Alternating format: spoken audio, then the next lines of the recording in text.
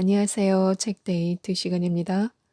오늘 소개해드릴 책은 마흔의 혼자 읽는 주역인문학 기초원리편과 깨달음의 실천편 두 권입니다. 마흔의 혼자 읽는 주역인문학 기초원리편이라는 책입니다. 김승호 지음 다산초당에서 나온 책입니다. 주역은 만물의 뜻을 규명하는 학문으로 만물을 알아가는 것이 주역 공부라서 주역을 공부하면 크게 발전하게 된다고 합니다. 이 책은 주역의 기초 원리와 주역의 64괴를 설명하고 있는데요. 몇 가지만 소개해 드리겠습니다. 인생의 뜻을 우리는 어떻게 알 수 있을까요? 사람들 중에는 예의가 없거나 적은 사람이 있습니다. 어떤 사람이 교양이 없다면 우리는 이를 알아차립니다. 교양이 없다는 자체는 어떤 뜻을 가지고 있고 우리는 그 사람을 보면서 그 뜻을 간파할 수 있습니다. 어떤 사람은 대화가 잘 안 통하는 경우가 있는데 그가 뜻을 알아보지 못하기 때문입니다. 그는 선악의 개념이 없거나 상식이 부족한 사람일 것입니다. 사람은 자신만큼 남을 알아보게 되어 있습니다. 남을 존경할 줄 아는 사람은 분명 존경받을 만한 그 어떤 것을 갖춘 사람입니다. 그렇기에 존경해야 할 것이 무엇인지 아는 사람은 마땅히 존경받아야 하는 사람입니다. 사람은 행위를 보면 그 뜻이 드러납니다. 내 자신이 그를 평가할 능력이 없다면 별 문제겠으나 내가 제대로 되어 있다면 깊은 뜻을 가진 사람을 알아볼 수 있을 것입니다. 공자는 남이 나를 알아주지 못하는 것을 걱정하지 말고 내가 남을 못 알아보는 것을 걱정하라 라고 말했습니다. 못난 사람은 남이 잘난 것을 제대로 못 알아봅니다. 반면 잘난 사람은 남의 잘난 것도 잘 알아봅니다. 이것은 뜻이 깊은 사람이 뜻깊은 사람을 알아본다는 말입니다. 사람이라면 자기 존재의 뜻을 점점 높여가야 합니다. 우리가 돈을 많이 모은다고 우리 존재 가치가 높아지는 것은 아닙니다. 우리가 어떤 사람이 되어야 하는지가 중요한 것입니다. 존재의 가치는 인생의 목표라고 말할 수 있습니다. 하늘의 도, 그리스 신화에 보면 피닉스라는 새가 등장합니다. 이 새는 불에 타서 재가 되었는데도 그 속에서 다시 소생합니다. 이른바 불사조입니다. 그리스 신화는 피닉스의 몸이 불멸의 존재라는 것을 이야기하는데 불멸의 존재는 하늘의 속성입니다. 왜냐하면 하늘은 태어나지도 않고 멸망하지도 않는 존재이기 때문입니다. 하늘은 불멸의 존재로 하늘의 덕성은 영원히 살아있는 힘입니다. 끊임없이 생명력을 일으키는 것, 이것은 인생 최고의 자세입니다. 사람은 태어날 때 하늘로부터 기운을 받고 있는데 사람마다 다소 차이가 있습니다.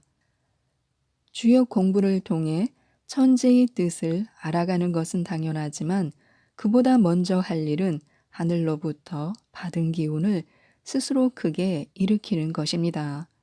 공자는 주역의 궤상을 설명하면서 군자의 길을 이렇게 가르쳤습니다. 군자는 스스로 힘쓰고 쉬지 않는다라고요. 이는 스스로 보강하면서 영원히 끝내지 말아야 한다는 뜻입니다. 생명력이 넘치는 사람은 반드시 크게 성취할 것이며 남도 사랑할 수 있습니다. 반면 하늘의 기운을 키우지 못해 환경에 따라 이리저리 변하는 사람은 공연히 남을 미워하고 성취하는 바도 적습니다. 하늘은 스스로 돕는 자를 돕는다라는 말이 있는데 이는 스스로 일으키라는 뜻입니다. 크게 일으키면 크게 통하고 크게 성취할 수 있습니다. 하늘의 힘이란 넘치면 온 우주를 창조할 수 있고 한 인간이 하늘의 기운을 본받으면 그 무엇도 이루지 못할 것이 없습니다. 우리는 항상 하늘의 기운과 함께 해야 하는데 이는 하늘에 빌라는 것이 아니라 스스로 하늘의 기운을 받아내라는 뜻입니다. 빼앗아 온다고 해도 좋고 스스로 일으켜 세운다고 해도 좋습니다. 맹자는 일찍이 부동심을 이야기했는데 이는 하늘의 기운과 항상 일치하여 흔들림이 없다는 뜻입니다. 우리가 어렸을 때는 천진난만하고 의욕이 넘쳤습니다.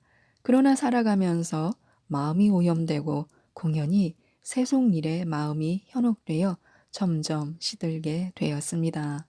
늙음이란 육체가 늙어가는 것일 뿐 영혼은 늙지 않는 법입니다. 다만 문제는 영혼 속에 내재된 하늘의 기운을 잊어버리고 육체에 휩쓸리는 것입니다.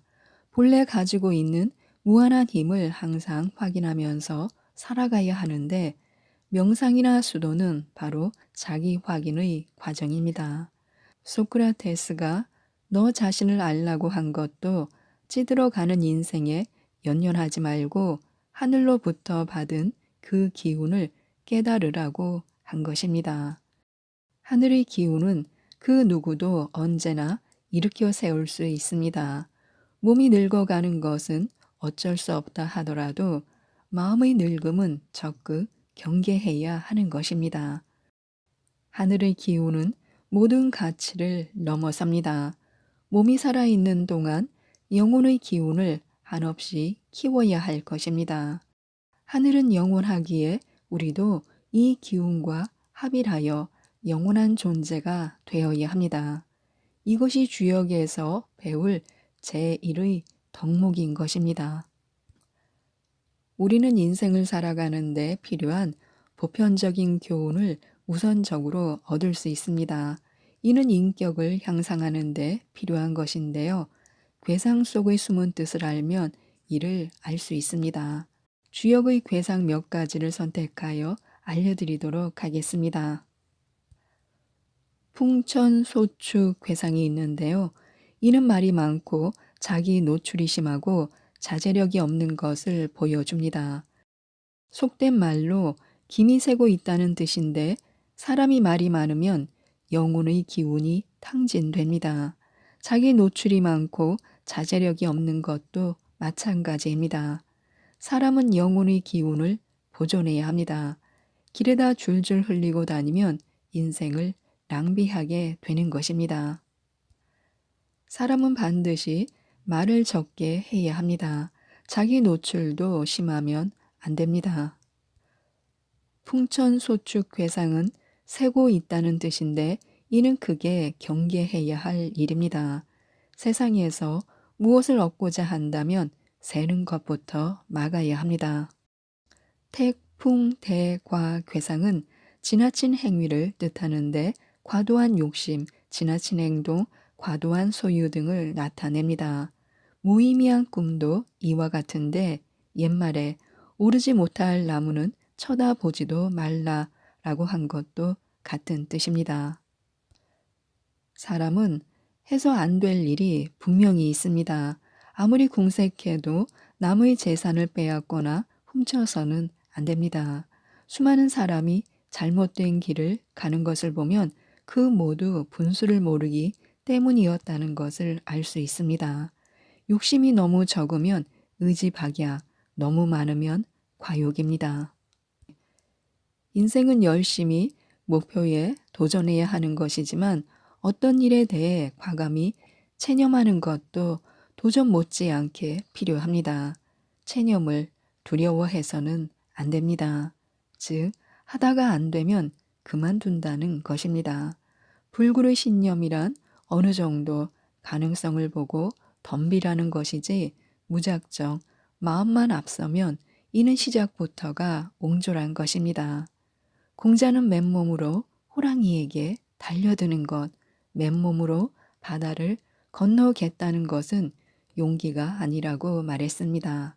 체념을 잘하면 마음이 평화로워지고 과욕은 반드시 후회를 낳는 법입니다. 지산겸괴상은 자세를 낮추라는 뜻으로 사람이 자세를 낮추는 것은 남의 위대함을 살피는 행위입니다. 무턱대고 나서는 사람은 세상을 모르는 철부지에 지나지 않습니다. 넓은 세상에 나가 겸손 하나만 지켜도 그는 호평을 받을 것입니다. 세상에서 제일 보기 싫은 것이 겸손을 모르는 행위입니다. 천풍구 괴상은 저 혼자 고집을 피우는 형상을 보여줍니다. 공연한 반대가 바로 이것인데요. 사회생활을 하다 보면 이상한 행동을 하는 사람이 있는데 그는 남과 화합을 이루지 못합니다.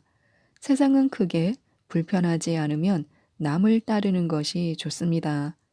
남은 저 멀리 절벽 아래를 감상하고 있는데 저 혼자 꽃나무를 바라보고 있다면 이는 순리에 맞지 않습니다. 절벽을 바라보면 경치를 보는 척이라도 해야 합니다. 옛말에 역풍이란 말이 있습니다. 이는 공연히 반대 흐름으로 가고자 하는 것으로 좋은 의미가 아닙니다. 갑자기 잘난 척하는 것도 역행, 역풍에 해당되는데 옛사람은 이를 심히 경계했습니다. 좋은 게 좋다는 말, 순리대로 하자는 말, 이해하라는 말 등이 모두 역행하지 말라는 뜻입니다. 많은 사람이 좋아하면 나도 좋은 척해도 됩니다. 굳이 내 마음을 드러내 흥을 깨서는 안 된다는 것입니다. 돌출 행동은 바보가 흔히 저지르는 이상한 행동일 뿐입니다. 다 된 밥에 재를 뿌리는 행위는 세상을 크게 어지럽게 하는 뜻이 담겨 있습니다. 아주 흉한 것은 물론입니다. 천화동인 괴상은 최고 가치를 향해 나아가라는 뜻입니다. 여기에는 속물이 되지 말라는 뜻도 담겨 있습니다. 인생은 왜 사는가 또는 어떻게 살아야 하는가 등은 한 번쯤이라도 생각해 봐야 하는 문제입니다. 우리가 일생을 통해 추구하려는 바가 크게 가치 없는 일일 수도 있습니다. 그러므로 나는 무엇을 향해 가는가를 우리는 항상 알고 있어야 합니다. 공자는 아침에 도를 깨달으면 저녁에 죽어도 좋다라고 말했습니다. 이는 향하는 바가 가치 있어야 한다는 뜻입니다. 풍산점 괴상은 작은 실천이 시작되고 있음을 보여줍니다. 조금씩 해 나아가 크게 성취할 수 있는 것을 찾아보는 게 좋습니다. 인생이 아주 길다는 것을 느끼게 될 것입니다. 예를 들어 하루 1분씩 영어 문장 하나를 외우면 30년 후에는 어떻게 될까요? 그는 아마 영어를 자유롭게 구사할 수 있는 사람이 될 것입니다. 하루 몇 줄씩 틈틈이 한 분야의 책을 읽으면서 오랜 세월을 지내면 어느새 그는 그 분야의 전문가가 되어 있을 것입니다. 지택림 괴상은 연못이 땅 아래에 자리 잡고 있는 괴상으로 기품을 의미합니다. 세상이란 겉으로 보이는 게 전부는 아닙니다. 그 속에는 많은 뜻이 잠재되어 있습니다. 사람이 얕으면 뻔한 것만 보이게 마련입니다. 우리는 사회에서 많은 사람을 접하고 사는데 깊이 있는 사람을 종종 볼 수 있습니다. 인간의 값어치라는 것은 그 깊이에 따라 달라집니다. 속이 얕은 사람은 변하기도 잘하고 행동의 뜻이 적습니다. 따라서 믿을 수 없는 사람인 것입니다. 산뢰이 괴상은 산 아래에서 우레가 진동하는 형상입니다. 보이지 않는 곳에서 꾸준히 자라는 것입니다. 사람은 하루아침에 만들어지지 않습니다. 오랜 세월 꾸준히 노력해야 결실이 생기는 법입니다. 자신의 행동을 공연히 겉으로 드러낼 필요는 없습니다. 묵묵히 속으로 행하면 되는 것입니다. 예부터 위대한 사람은 보이지 않는 가운데 꾸준히 성장해 왔던 것입니다. 보이지 않는 곳에서 움직인다는 것은 드러내서 움직이는 것과는 많은 차이가 있습니다. 일부러 두각을 나타낼 필요는 없습니다. 대중 앞에서도 자기를 내보이지 않고 옳은 자세를 유지하고 있으면 됩니다. 대체로 밖으로 행동을 드러내 보이는 것은 오래 가지 못합니다. 묵묵한 것이 오래가는 법입니다. 마흔에 혼자 읽는 주역 인문학 깨달음의 실천편입니다. 김승호 지음 다산초당에서 나온 책입니다. 주역에서 가장 먼저 알아야 하는 것은 괴상인데요. 이 책은 주역에 관심이 많고 주역을 공부하고 싶은 분들에게 주역의 전모를 파악해 핵심을 깨달을 수 있도록 괴상과 함께 주역을 알려주는 책입니다. 이 괴상을 일상생활에 적용한 사례를 들려주며 주역 공부를 통해 지혜를 얻고 깨달음을 얻을 수 있도록 도움을 주고 있는데요. 몇 가지만 살펴보겠습니다. 매력이라는 힘. 매력은 흔히 육체나 외모 등에서 나오는 힘인데요. 하지만 인간의 매력은 몸에서 나오는 것 말고도 많이 있습니다.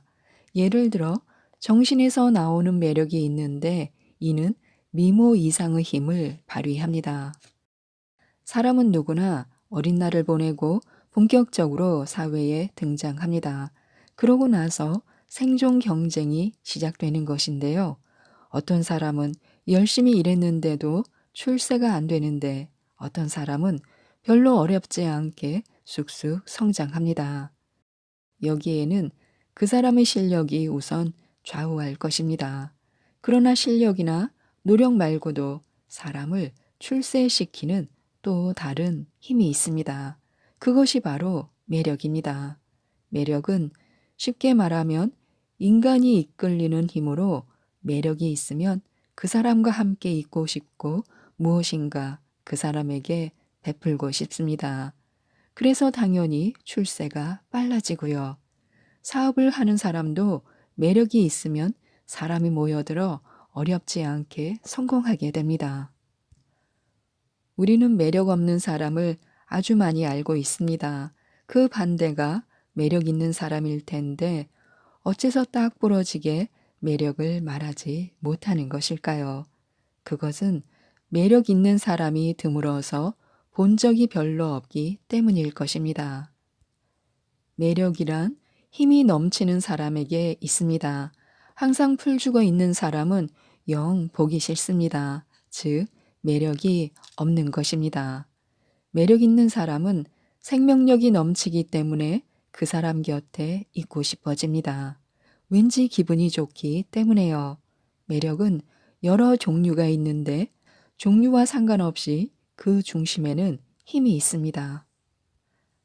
사람을 따르게 하는 매력은 힘이고 또 힘이 있으면 사람이 따르는 법입니다. 돈 있고 권력 있는 사람이 매력 있어 보이는 것도 힘이 있다는 것에 다름 아닙니다. 공자는 인간의 품이 있는 자세에서 힘이 나온다라고 말했습니다. 내면의 힘이 없으면 인간은 품위가 없고 행동이 경박하게 됩니다. 공연히 잘난 척하는 사람은 내면에 힘이 없기 때문에 척을 하는 것 뿐입니다. 진정 힘이 있는 사람은 저절로 그것이 드러나기 때문에 남에게 보이려고 애쓸 필요가 없습니다. 사자의 마음. 사자는 동물의 왕인데요. 사자는 어떤 마음을 가지고 살아가는 것일까요? 사자는 기운을 감추고 있건만 숨어 지내기를 좋아합니다. 무술의 고수도 바로 이런 자세를 취합니다. 고수는 무서울 것이 없는 존재로 그런데도 자신을 드러내는 것을 피합니다. 실력이 있는 사람의 모습이 원래 이렇습니다. 아는 것이 적은 사람은 자신을 드러내기 위해 몹시 부산스럽습니다. 시끄러운 사람은 실은 내면 세계가 부실한 사람입니다. 사자나 무술의 고수 그리고 학문이 깊은 사람은 자신을 감추기를 좋아합니다. 도사리고 있는 것인데요. 도사린다는 말은 때가 아닐 경우 자중하고 있다는 뜻입니다. 힘이 있다고 아무 때나 불쑥 나서면 흉한 일을 당할 수가 있습니다. 세상이 얼마나 다양하고 무서운 곳인지를 알아야 합니다. 사람이든 짐승이든 마찬가지입니다. 사자는 동물의 왕으로서 그에 걸맞은 성품을 가지고 있는 것입니다. 힘이 있으되 그것을 밖으로 드러내지 않으면 낭비되지 않고 그 힘은 점점 더 쌓이는 법입니다. 사람이 집에서 쉬는 이유도 바로 이 때문입니다. 아직 힘이 남아 있건만 집 속에서 휴식함으로써 그 힘을 더욱 키우고자 함입니다. 운명을 대하는 자세. A씨는 40대 중반의 자영업자였습니다. 어느 날 A씨는 친구 몇 명과 낚시 여행을 가기로 했습니다. 친구들은 직장인이지만 휴가를 내기로 했고요. A씨는 즐거운 기분으로 며칠을 기다렸습니다. 마침내 여행하기로 한 날이 되었는데 한 친구로부터 연락이 왔습니다. 회사에 긴급한 일이 있어 출장을 가야 한다는 것입니다. 또 다른 친구는 아내가 갑자기 반대해 여행을 갈 수가 없게 되었다고 미안하다면서 급히 전화를 끊었습니다. 이로써 여행 계획은 무산되었습니다. A씨로서는 완전히 헛김새는 상황이 된 것입니다. 낚시 도구를 집어던진 A씨는 가게 문도 열지 않은 채 혼자 술을 마시며 화를 냈습니다. 에이씨 짜증나. 이런 놈들이 친구라고. A씨는 하루를 이렇게 지냈고 다음 날도 기분이 안 좋았습니다. 이런 일은 세상에 아주 흔합니다. 누구나 일생을 살다 보면 이런 일을 여러 번 경험합니다. 사람들은 매번 화를 내거나 낙심합니다. 일이 꼬이는 것, 잘 되다가 망가지는 것, 배신당하는 것, 기대한 대로 되지 않는 것 등 이런 일은 참으로 많이 일어납니다. 이래서는 인생이 재미가 없다, 화가 나서 심장이 떨린다, 죽고 싶다, 아니 죽이고 싶다, 술을 퍼 마셔야겠다 등 신세 타령을 하게 됩니다. 일이 척척 풀리고 기대했던 대로 미래가 열리면 얼마나 좋을까요? 여기에 아주 중요한 내용이 숨어 있습니다. A씨는 당초에 앞날을 믿었습니다. 뜻대로 될 것이라고 믿었습니다. 이것은 크게 잘못된 일입니다.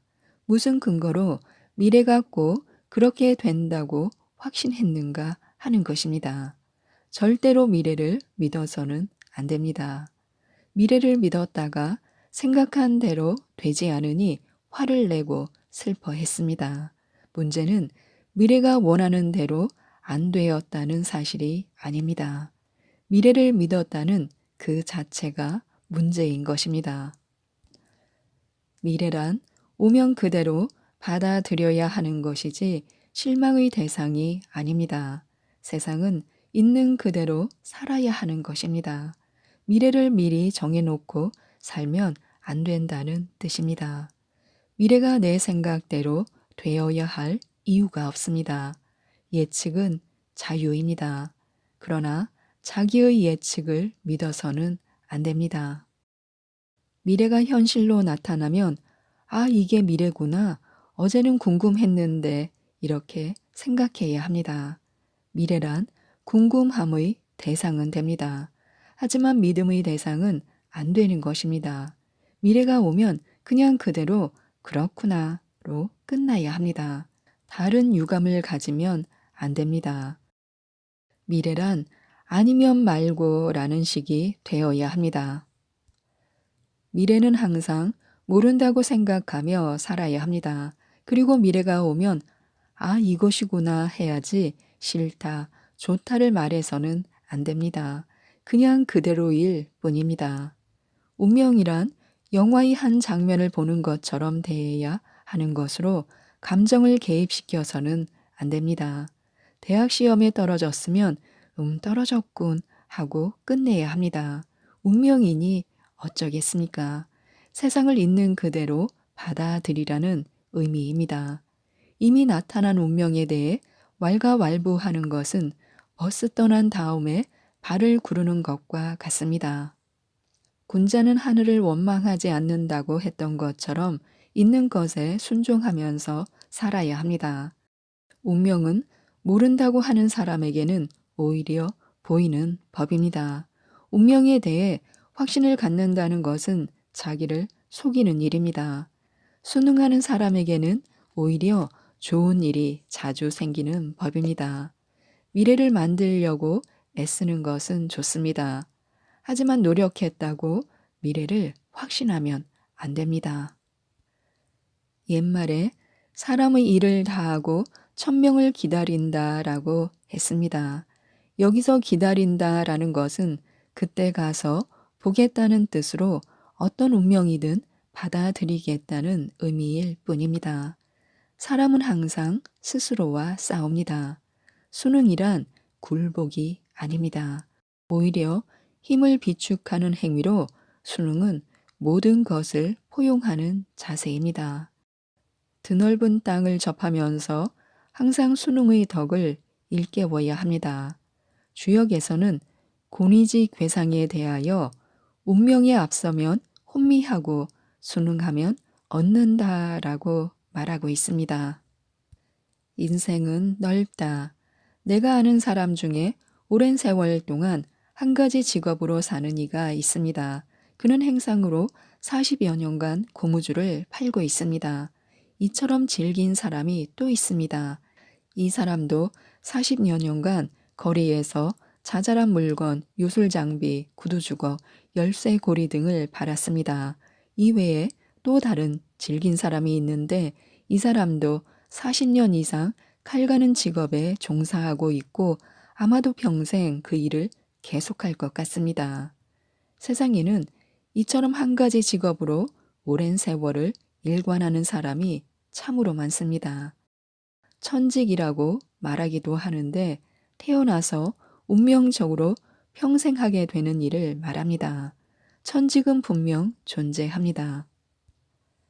사람들은 대개 한 가지 일에 오래 종사하기를 좋아합니다.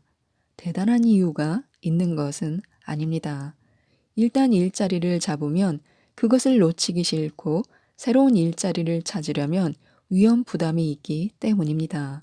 그래서 이럭저럭 한번 일자리를 선택하면 좀처럼 바꾸기가 어렵습니다. 같은 업종이라도 한 직장에 오래 있는 것을 선호합니다. 사람은 본시 많은 능력을 가지고 태어났습니다. 그리고 사람은 또 다른 운명에 처할 수도 있는 존재입니다. 그런데 그 많은 기회를 한 번도 사용해 보지 않고 죽는다면 이 얼마나 가능성 낭비일까요? 지금이 최선이라고는 그 누구도 말할 수 없습니다. 지금 현재 상황이란 그것이 최악이 아닐 경우 성공이라고 보기 쉽습니다. 누구나 그렇게 생각할 것입니다.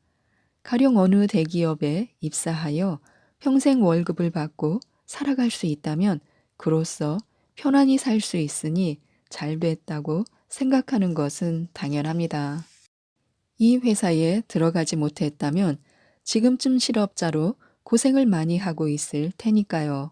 그러나 세상은 그런 식으로 생각해서는 안 됩니다. 지금의 상황을 더 좋을 수 있는 상황과 비교해야지 최악과 비교할 필요는 없습니다. 오히려 지금 상황이 나의 실력이나 운명을 따져볼 때 최소한이 아닌지를 누가 알 수 있겠습니까? 인생이란 누구에게나 못다한 부분이 있습니다. 아니, 해본 것은 겨우 지금일 뿐이고 대부분은 자신이 해보지 못한 일로 가득 차 있습니다. 경험도 못 해보고 생각도 못 해본 세계가 무수히 많은 것이 바로 인생입니다. 우리가 지금을 떠나지 못하는 것은 절대로 현재에 만족하기 때문은 아닙니다. 단지 다른 일을 할 방법을 모르고 또한 불안하기 때문에 현재를 선택했을 뿐입니다. 우리의 인생은 사실 무엇을 선택할 충분한 기회가 없다고 봐야 할 것입니다. 정년기가 되면 재빨리 무엇인가를 선택해서 자리를 잡아야 합니다.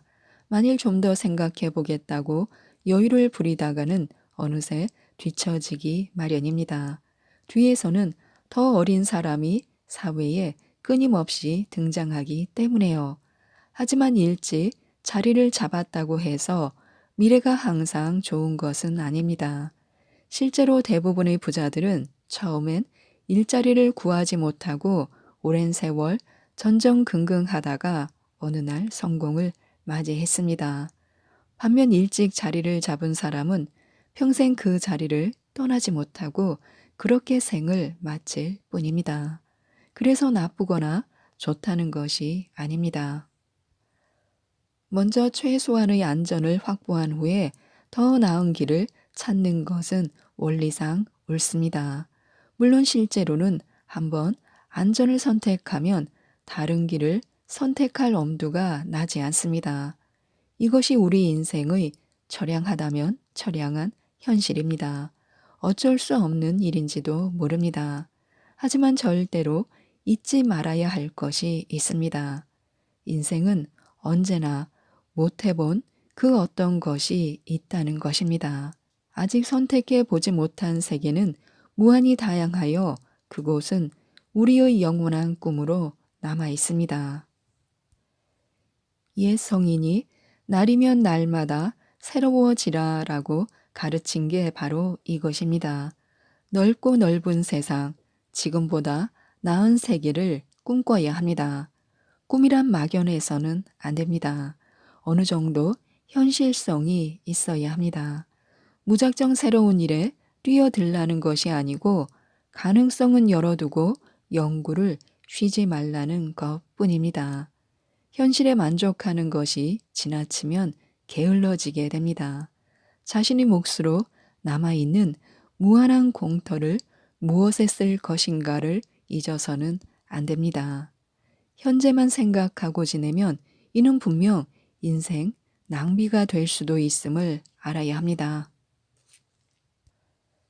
지금까지 이 책에 대해서 말씀드렸는데요. 괴상을 통해 만물의 변화 원리를 찾고 그것을 삶에 실천할 수 있도록 주역의 모든 것을 담고 있습니다. 마흔에 혼자 읽는 주역 인문학을 꼭 한번 읽어보시고 모든 분들이 행복하시고 부자가 되셨으면 좋겠습니다. 이상 책데이트였습니다. 감사합니다.